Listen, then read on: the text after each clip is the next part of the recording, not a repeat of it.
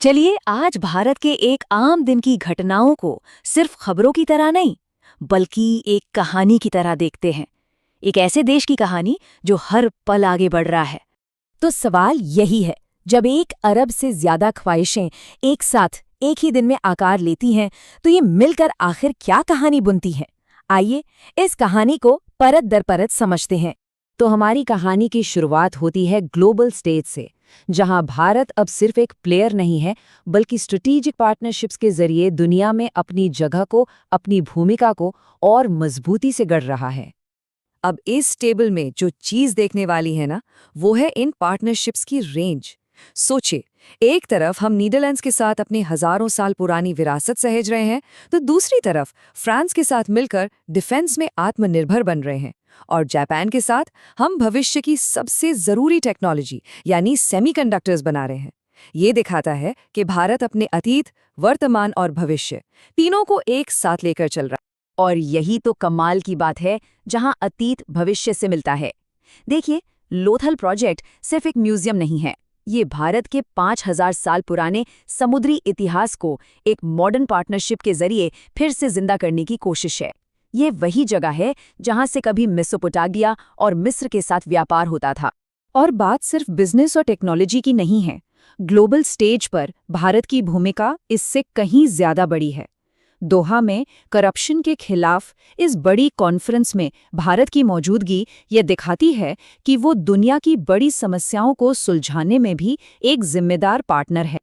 अच्छा, अब global stage से फोकस शिफ्ट करते हैं देश के अंदर हो रहे इनोवेशंस पर। यहाँ हम उन नए आइडियाज और टेक्नोलॉजीज को देखेंगे जो भारत के अपने विकास को रफ्तार दे रहे हैं। यहाँ एक बहुत ही पावरफुल कॉन्सेप्ट सामने आता है, इंक्लूसिव इनोवेशन। अब इसका सीधा सा मतलब है कम में ज्यादा करना। ये सिर्फ जुगाड़ नहीं है, बल्कि एक सोची समझी फिलॉसफी है कि कैसे कम संसाधनों से ऐसी चीजें बनाई जाएं जिनका फायदा समाज के हर इंसान तक पहुंचे।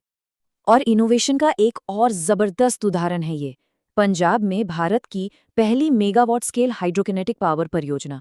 सोच कर देखिए, बिना कोई बड़ा डैम बनाए, बिना नदी के इकोसिस्टम को छेड़े, सिर्फ उसके नेचुरल बहाव से बिजली बनाना, ये ग्रीन एनर्जी की दिशा में एक बहुत बड़ा कदम है।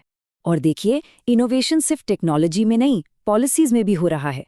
नेशनल पेंशन स्कीम में इन बड़े बदलावों को देखिए। लॉक इन पीरियड हटना या ज्यादा पैसा निकालने की छूट, इसका मतलब क्या हुआ? मतलब ये कि लोगों के पास अब अपने ही पैसे पर जरूरत के समय ज्यादा कंट्रोल होगा, ज्यादा फ्लेक्सिबिलिटी होगी। और जब बात आती है ट्रांसपेरेंसी की, तो दिल्ली का दर्पण 2.0 एक बड़ा कदम है। ये एक ऐसा डिजिटल डैशबोर्ड है जहां कोई भी जाकर देख सकता है कि सरकारी योजनाओं का क्या हाल है, वो कहां तक पहुंची हैं। मतलब सरकार से सवाल पूछना और जवाबदेही तय करना अब पहले से आसान होगा। ग्लोबल पार्टनरशिप्स, घरेलू इनोवेशंस, अब तक तो सब कुछ काफी पॉजिटिव लग रहा है ना? लेकिन यहीं एक सवाल उठता है कि क्या हर तरक्की की, हर प्रगति की कोई कीमत होती है? और यही सवाल हमें इस कहानी के सबसे जरूरी और सबसे कॉम्प्लेक्स हिस्से की तरफ ले जाता है। और अब हम एंटर कर रहे हैं इस कहानी के सबसे अहम, सबसे विरोधाभासी हिस्से में। ये वो टकराव है जो तेजी से बढ़ते हुए हर देश को झेलना पड़ता है, विकास की रफ्तार और पर्यावरण की सुरक्षा के बीच का संघर्ष। और इस टकराव का चेहरा, इसका सिंबल है ये शानदार पक्षी, द ग्रेट इंडियन बस्टर्ड। ये गंभीर रूप से खतरे में है और इसकी कहानी हमें विकास और संरक्षण के बीच एक बैलेंस बनाने की जरूरत को बहुत शिद्दत से याद दिलाती है। ये स्लाइड इस पूरे संघर्ष को बिल्कुल साफ कर देती है। एक तरफ है ग्रीन एनर्जी कॉरिडोर, जो भारत के क्लीन एनर्जी फ्यूचर के लिए बेहद जरूरी है, और दूसरी तरफ उन्हीं हाई वोल्टेज बिजली की तारों से टकराकर ग्रेट इंडियन बस्टर्ड खत्म हो रहा है, जो पहले से ही विलुप्त होने के कगार पर है। ये डेवलपमेंट वर्सेस एनवायरनमेंट की एक क्लासिक दुविधा है।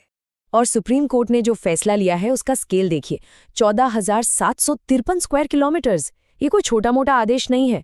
ये आंकड़ा दिखाता है कि कोर्ट इस मसले को कितनी गंभीरता से ले रहा है और इसका असर जमीन पर कितना बड़ा होगा। और सुप्रीम कोर्ट का जो नजरिया है वो इस एक लाइन में साफ हो जाता है। कोर्ट ये नहीं कह रहा कि डेवलपमेंट को रोक दो, बल्कि वो कह रहा है कि हमें एक बीच का रास्ता निकालना होगा, एक ऐसा रास्ता जहां विकास और पर्यावरण संरक्षण साथ साथ चल सकें। और ये जानना भी जरूरी है कि ये पक्षी इतना खास क्यों है। ये क्रिटिकली इंडेंजर्ड है, मतलब बिल्कुल खत्म होने की कगार पर।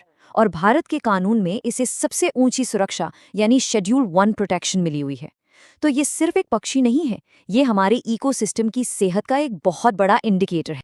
तो इन सारी अलग अलग खबरों को जब हम एक साथ जोड़ते हैं तो पिक्चर क्या बनती है? इस एक दिन की कहानी का सार क्या है? तो एक तरफ हमने भारत की एम्बिशन देखी, दुनिया से जुड़ने की, नई टेक्नोलॉजी बनाने की, अपने लोगों की जिंदगी आसान करने की। और दूसरी तरफ हमने उस प्रगति की एक कीमत भी देखी जो ग्रेट इंडियन बस्टर्ड जैसे मामलों में सामने आती है। और आखिर में हम इसी सवाल पर आकर रुकते हैं, क्या भारत विकास की रफ्तार को बनाए रखते हुए अपनी कुदरती विरासत को भी बचा सकता है? शायद इस एक दिन की कहानी का सबसे बड़ा सबक यही है कि भारत का भविष्य इसी मुश्किल संतुलन को साधने की काबिलियत पर टिका है। आपको कैसी लगी हमारी वीडियो? और वीडियो को लाइक करें और चैनल को सब्सक्राइब करना ना भूलें। धन्यवाद।